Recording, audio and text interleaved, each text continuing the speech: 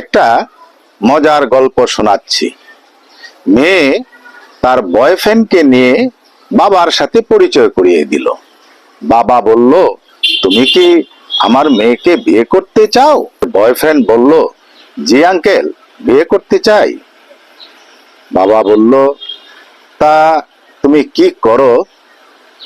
Uncle, আমি তো মাত্র গতকালকে জেল থেকে বের হয়ে আসলাম, এখনো কিছু করি না, তবে করব ইনশাল্লাহ। বাবা বলে, কি বলো, তুমি জেল থেকে বের হয়ে আসছো আর আমার মেয়েকে বিয়ে করতে চাও? কত বড় সাহস! জেলে গিয়েছিলে কেন? আঙ্কেল, আমি একটা মার্ডার করেছিলাম। কি বলে, মার্ডার করেছিলে? কি সাংঘাতিক কথা! কেন মার্ডার করেছিলে? আঙ্কেল, আমি একটা মেয়েকে ভালোবাসতাম, তার বাবার কাছে বিয়ের প্রস্তাব নিয়ে গিয়েছিলাম, সে সরাসরি নাকচ করে দিল। তখনই রাগের মাথায় আমি তাকে মার্ডার করে ফেললাম।